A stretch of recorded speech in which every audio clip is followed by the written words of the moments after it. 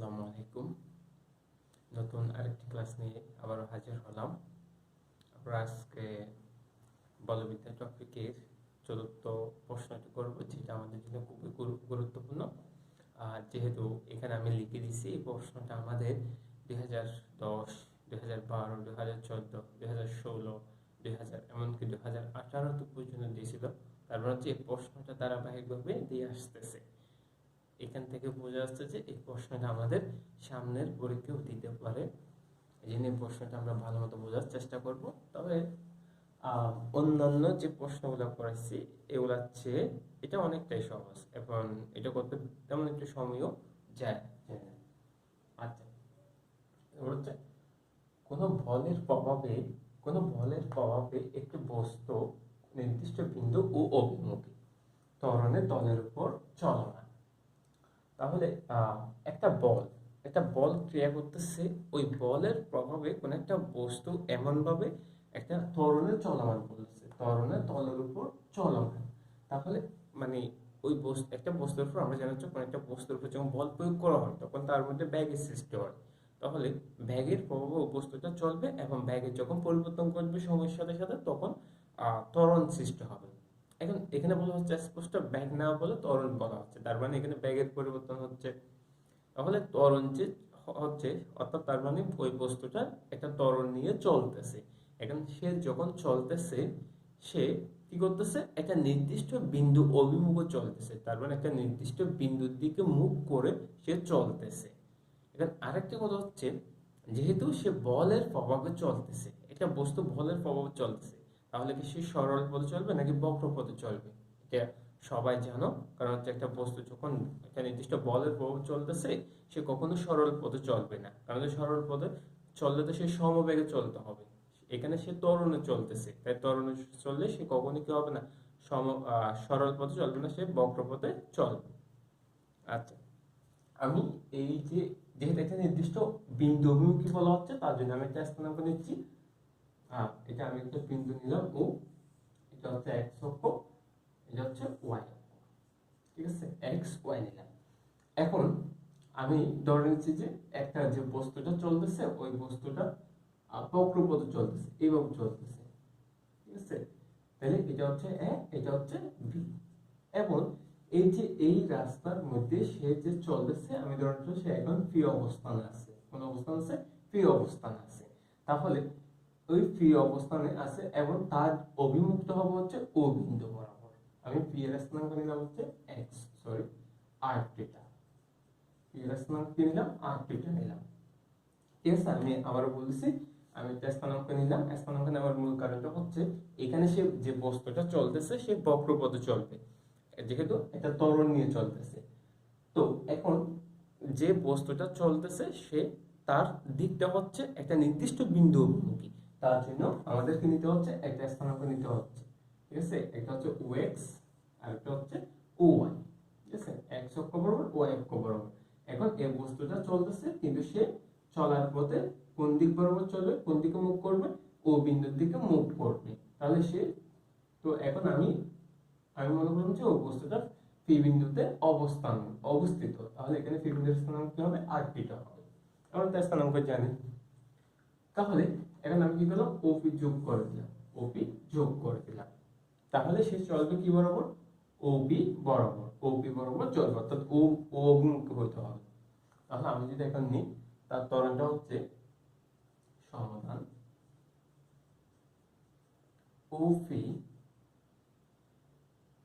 ওপি ব্যাসার্ধ ভেক্টর বরাবর, ওপি ব্যাসার্ধ ভেক্টর বরাবর। আচ্ছা, এখানে জায়গা হবে। ওপি ব্যাসার্ধ ভেক্টর বরাবর ত্বরণ, ওপি ব্যাসার্ধ ভেক্টর বরাবর ত্বরণ ইকুয়াল টু, আচ্ছা এটা নিয়ে আমাদের একটা সূত্র আছে। আমাদের একটা নির্দিষ্ট ব্যাসার্ধ বিশিষ্ট ত্বরণ কি হবে, নির্দিষ্ট ব্যাসার্ধ বিশিষ্ট ব্যাগ কি হবে, এটা নিয়ে একটা সূত্র আছে, সেগুলা তোমরা বইতে পেয়ে যাবো। আমি এখানে সরাসরি লিখে দিচ্ছি। ওপি ব্যাসার্ধ বরাবর ভেক্টর বরাবর ত্বরণ হচ্ছে G R square by D T square minus G R square by D square D T square minus R square into D theta না, D theta by DT whole square.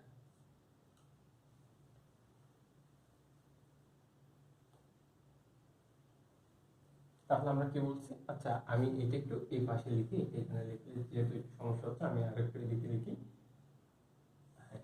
এটা লিখি ও, এটা হচ্ছে এক্স, এটা হচ্ছে Y.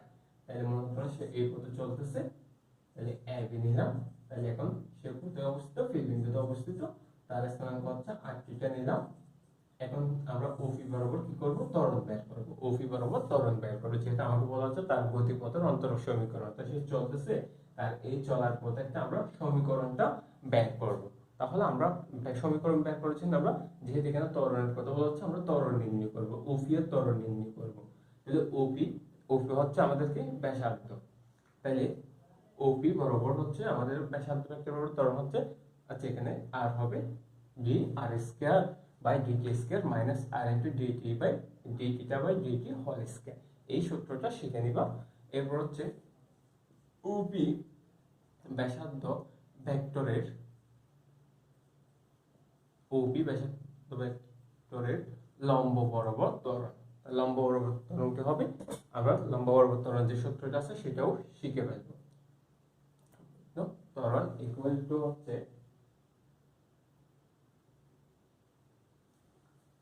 1/r into D by DT R square into D theta by DT.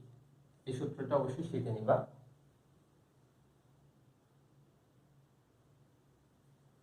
এই সূত্রটা অবশ্যই শিখে নেবা। আমরা এই দুটো সূত্র আমাদের মনে রাখার চেষ্টা করব। এখন কথা হচ্ছে, আমাকে এখানে কিন্তু বলা হচ্ছে যে ও অভিমুখী ত্বরণে তলের উপর চলমান, এই বিষয়টা একটু বুঝবা। আমি এই সূত্রটা লিখে দিলাম, লিখার পর এখানে একটা বিষয় আছে, এখানে বলা হচ্ছে একটি বস্তু নির্দিষ্ট বিন্দু ও অভিমুখী ত্বরণে তলের উপর চলমান। তাহলে এই বস্তুটা এখন কিসের উপর, একটা তলের উপর চলমান আছে, এবং সে কোন অভিমুখে, এই যে পিইউ অভিমুখ অর্থাৎ ও বিন্দু অভিমুখে। তাহলে আমি এই ত্বরণের মানটা ধরে নিব, আমি ধরে নিচ্ছি হচ্ছে এই ত্বরণের মানটা হচ্ছে কি ধরে নিব, যে কোনো একটা ধরে এক্স। আমি ত্বরণের মধ্যে যে এখানে যে ত্বরণে ওই বস্তুটা চলতেছে ওই ত্বরণের মানটা হচ্ছে কি এক্স। তাহলে এটা যেহেতু ও মুখী অর্থাৎ বিপরীতমুখী, তার জন্য আমি এখানে কি দিব, মাইনাস সাইন দিব। এরপর হচ্ছে এখন ওপি ব্যাসার্ধ ভেক্টরের লম্ব বরাবর, আচ্ছা লম্ব বরাবর কি তার কোনো ত্বরণ থাকবে, তার লম্ব বরাবর কোনো ত্বরণ থাকবে না, তার লম্ব বরাবর ত্বরণ হচ্ছে কত, 0। তাহলে আমি এটাকে 1 নং সমীকরণ দিলাম, এটাকে 2 নং সমীকরণ দিলাম।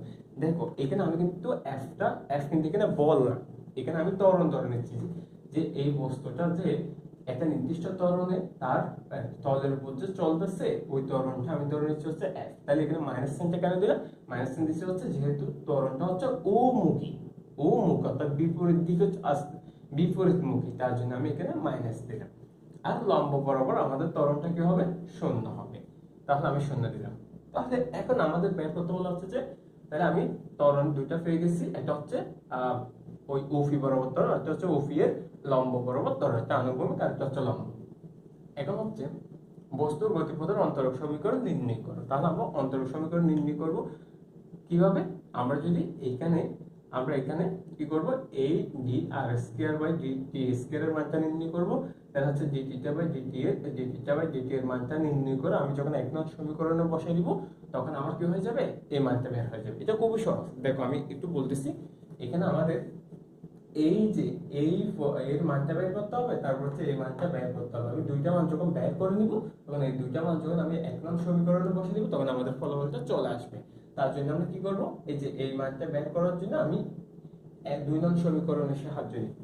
আমি লিখতে পারি হচ্ছে 2 নং ইকুয়াল কত আছে, 1/r D by DT R square D theta by DT equal হচ্ছে 0। ঠিক আছে, 2 নং সমীকরণ লিখলাম। এখন দেখো এখানে আমার একটা কি আছে, 1/r আছে। তাহলে আমি যদি উভয় পক্ষকে r দিয়ে গুণ করি তাহলে আমার কি হবে, d by DT R square into D theta by DT equal হচ্ছে কি হয়ে যাবে, 0 হয়ে যাবে। কেন, আচ্ছা আমি উভয় পক্ষকে r দিয়ে গুণ করলে r এর সাথে r যখন ভাগ হয়ে যাবে তাহলে চলে যাবে, এখানে 0 এর সাথে r গুণ করলে 0 হয়ে যাবে। এখন ডি বাই ডিটি আছে না, আমরা কি করবো এখানে ইন্টিগ্রেশন করবো। তাহলে ইন্টিগ্রেশন করলে কি হবে, R square D theta by DT ইকুয়ালটা হচ্ছে ইন্টিগ্রেশন 0। তাহলে আমাদের কি হবে বলতো, এই যে এই অংশে অংশ চলে যাবে, তাহলে বাকিটা থাকবে হচ্ছে R square by D theta by DT ইকুয়ালটা হচ্ছে, এখানে যেহেতু আমাদের 0 তার মানে হচ্ছে এখানে আমার কোনো মান বসবে না, শুধু বসবে হচ্ছে কি আমাদের এটা ইন্টিগ্রেশন ধ্রুবক বসবে। তাহলে ধ্রুবকটা আমি নিলাম হচ্ছে x, ঠিক আছে, এতটুকু। দেন হচ্ছে আমি কি করলাম, ডি থিটা বাই ডিটি ইকুয়ালটা আমরা কি পাচ্ছি h বাই আর স্কয়ার। এখন আমরা একটা কাজ করব, এই যে আমরা ধরে নিব যে আর এর মানটা ধরি আর এর জন্য একটা চলক নিই, কারণ হচ্ছে আরটা হচ্ছে নিচে হওয়ার জন্য নিতে হচ্ছে, যে যদি উপরে হইতো তখন নিতাম না। আমরা আর এর জন্য একটা চলক না, আর ইকুয়াল হচ্ছে 1 বাই ইউ। তাহলে ইউ সমান কি হবে, ইউ সমান 1 বাই আর, ইউ সমান কি হবে 1 বাই আর। তাহলে এখানে আর না, এখানে কি আছে আর স্কয়ার, তাহলে আমরা লিখতে পারছি ইউ স্কয়ার ইকুয়াল হচ্ছে 1 বাই আর স্কয়ার। তাহলে এখন বলতো আমরা এই যে এই মানটা 1 বাই আর স্কয়ার মানটা এখানে বসাই দিব। তাহলে এখানে কি হচ্ছে, আচ্ছা ইকুয়ালটা আমরা লিখতে হচ্ছে ডি থিটা বাই ডিটি ইকুয়ালটা হচ্ছে S U square, S U square. আশা করি এতটুকু বুঝে গেছে। তাহলে আমরা এখান থেকে ডি থিটা বাই ডিটি এর মানটা বের করে নিলাম হচ্ছে, সেটা হচ্ছে এস ইউ স্কয়ার। আচ্ছা এটা যেহেতু বের হয়ে গেছে, আমি এগুলো মুছে দিচ্ছি, একটু দেখে নিতে পারো।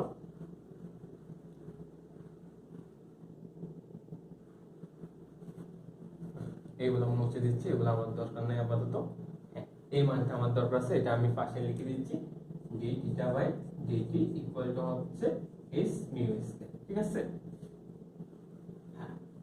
এখন দেখো আমি এখান থেকে ডি থিটা বাই ডিটি এর মানটা বের করে নিলাম। এখন আমার বের করতে হবে কি, D R square by DT square এর মানটা বের করতে হবে। আমরা এখানে কিছুক্ষণ আগে একটা মান ধরে নিছি, সেটা হচ্ছে কি R equal to 1 by U, R equal to কি ধরে নিছি 1 বাই ইউ। আচ্ছা তাহলে এখানে আমরা আর কে কি করব হচ্ছে, সরি এখানে একটা ভুল লিখছি, এটা হচ্ছে জি স্কয়ার, ঠিক আছে। এখন আমরা আর কে কি করব, যে আর কে যখন আমরা দুইবার ডিফারেন্সিয়েশন করব, আর কে যখন এদিকে আমি বুঝে দিতে পারো, আর কে যখন আমরা দুইবার ডিফারেন্সিয়েশন করব তখন আমি এই মানটা পাবো, জি স্কয়ার আর ডিটি স্কয়ার এর মানটা পাবো। তাহলে এই মানটা কখন পাবো, যখন আমি আর কে দুইবার ইন্টিগ্রেশন ডিফারেন্সিয়েশন করব। তাহলে আমি যদি কার সাপেক্ষে করতে হবে, টি এর সাপেক্ষে, তাহলে ডি আর বাই ডিটি, ঠিক আছে একবার, তাহলে ডি বাই ডিটি, তাহলে এটাকে লিখে দেওয়া হচ্ছে ইউ ইনভার্স 1। তাহলে ইকুয়াল টু কি লিখা যায় -1 ইনটু ডিফারেন্সিয়েশন করলে ইউ -1 সূত্রটা তোমরা হয়তো জানো। তাহলে এটা তো x না হলে কি হবে, তাহলে আবার ইন্টিগ্রেশন করবে du বাই dt। দেখো আমাদের ডিফারেন্সিয়েশন রুলস হচ্ছে কি, যেটি x of s to the power n equal to হচ্ছে n into s to the power n minus 1। তাহলে এই সূত্র অনুসারে আমি এই মানটা বসাইলাম। তাহলে এখন এটা কেমন বসালাম, যেহেতু আমরা টি এর সাপেক্ষে করতেছি, তাহলে এটা টি না, তাহলে টি না হলে আমাদের কি করতে হবে, আবার ডিফারেন্সিয়েশন করতে হবে, তাহলে ডি হবে কি হবে, ডিটি হবে। তাহলে এখানে আমরা কি পাচ্ছি -1 লেখার দরকার না, -u টু দি পাওয়ার -2, ঠিক আছে। তাহলে এখন এটা দেখো তো আমি, আচ্ছা এখানে একটু এই যে এই অংশকে আমি কি করতে পারি, যেহেতু এখানে আমরা কিন্তু আর এবং টিটা, এখানে আমাদের স্থানাঙ্ক ছিল হচ্ছে, বিন্দু ছিল হচ্ছে আর টিটা, তাহলে আমি এটাকে এখানে কি আছে ডিউ বাই ডিটি, ঠিক আছে। আমি এই অংশকে টিটা আকারে সাজাবো, কিভাবে সাজাতে পারি, আমি লিখতে হচ্ছে D U by D theta into D theta by DT. এটা লিখতে পারি, অবশ্যই লিখতে পারি। আমি কি করতে পারবি, কি করব, এটাকে টিটার সাহায্যে সাজাবো। তাহলে এই অংশটাকে টিটার সাহায্যে সাজালে কি হবে, কিন্তু এমন ভাবে সাজাবো যাতে কোনো পরিবর্তন না হয়। তাহলে D U by D theta into D theta by DT, ঠিক আছে। তাহলে এখন দেখো তো -1 by U square DU by DT থেকে যাবে, DU by DT, D theta by DT সমান আমরা কি বলছিলাম এস ইউ স্কয়ার, তাহলে ইউ স্কয়ার বাদ যাবে, তাহলে এখানে কি হবে -s D U by DT, ঠিক আছে। তাহলে এখন দেখো তো, আমরা আর কে একবার ডিফারেন্সিয়েশন করে এই মানটা পাইলাম, আমরা আবার করব। তাহলে আবার করলে কি হবে, G square D square R by D T square equal to আমরা এটা করব D D T two minus X D U by DT. ঠিক আছে, তাহলে আমরা মাইনাস এসটাকে বের করালো মাইনাস এস, তাহলে এখানে কি হবে ডি ডিটিটা by D U by DT. আচ্ছা এখন দেখো তো এখানে টি এর সাপেক্ষে আমাদের কি করতে হবে ডিফারেন্সিয়েশন করতে হবে, কিন্তু এখানে কি আছে টিটা আছে, তাহলে আমি এই অংশটাকে টিটার সাপেক্ষে টিটার সাহায্যে সাজানোর চেষ্টা করব। তাহলে আমি এটার জন্য লিখতে পারছি D D theta into D theta by D লেখা যায়।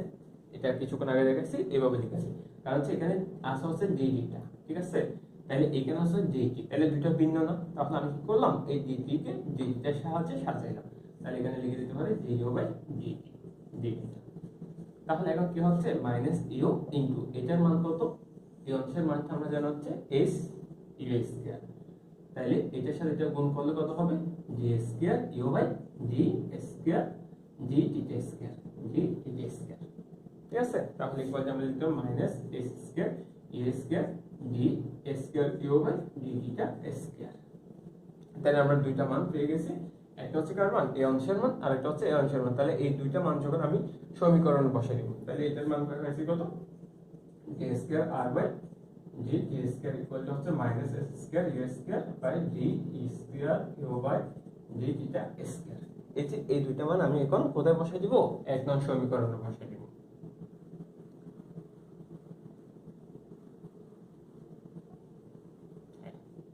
এখন বসিয়ে দিই এক নং ইকুয়াল টু হচ্ছে আমি এটার মানটা পাইছি হচ্ছে মাইনাস মাইনাস হচ্ছে কত U S square U square then হচ্ছে D square U by D T square, এখানে মাইনাস আর ইনটু এটার মান পাইছিলাম হচ্ছে S U square whole square equal to হচ্ছে মাইনাস। ঠিক আছে, এতটুকু। তাহলে ইকুয়াল আমরা লিখতে পারছি আমরা মাইনাস 1 দিয়ে গুণ করলে কি হবে, এখানে সবার আগে কিন্তু মাইনাস আছে, আমি মাইনাস 1 দিয়ে গুণ করলে সবাই প্লাস হয়ে যাবে, তাহলে এস স্কয়ার ইউ স্কয়ার এখানে হচ্ছে D square U by D T square minus R into এখানে কি হবে H S square by U square equal to হচ্ছে আচ্ছা এখানে আর সমান আমরা কি পেয়েছিলাম 1 বাই আর সমান হচ্ছে 1 বাই ইকুয়াল টু হচ্ছে এফ, সরি এটা প্লাস হয়ে যাবে, ঠিক আছে মাইনাস 1 দিয়ে গুণ করলাম। তাহলে এখানে দেখো তো এই ইউ একটা বাদ যাবে, এই একটা কি যাবে বাদ যাবে। আচ্ছা এখানে এই অংশ সরি এটা হচ্ছে 4, এটা হচ্ছে 4, তাহলে এখানে ইউ একটা বাদ যাবে, তাহলে S square U square D square U by D T square plus এখানে কি হবে S square U whole cube equal to হচ্ছে এফ। তাহলে এখান থেকে কি কমন যায় বা উভয় পক্ষকে আমরা কি করব এস স্কয়ার ইউ স্কয়ার দ্বারা ভাগ করে দিব, তাহলে কি হবে S square U by D T square plus এটাকে ভাগ করলে কি থাকবে ইউ থাকবে প্লাস হচ্ছে F by S square U square. তাহলে ভাগ করার পর এই মানটা পেলাম, তাহলে এইটাই হচ্ছে আমাদের কি অন্তরক সমীকরণ, কারণ অন্তরক সমীকরণ বস্তুর গতিপথের অন্তরক সমীকরণ। তাহলে এটাকে 2 নং ধরলাম না 3 নং, 3 নং হচ্ছে বা এটা ধরার প্রয়োজন নেই, আমি এখানে লিখে দিচ্ছি সরাসরি এটি হচ্ছে বস্তুর গতিপথের অন্তরক সমীকরণ, অন্তরক সমীকরণ। এটা হচ্ছে আমাদের आंसर। তাহলে আমি বলছি এটা খুব সংক্ষেপে করা যায়, এটা খুব সহজ একটা বিষয়, তবে সহজ হলে কি হবে এটা আমাদের পরীক্ষায় প্রায় সময় দিচ্ছে, যদি একটু চেষ্টা করবা যেটা ভালো মতো ক্লাসটা করে শেখার জন্য। আর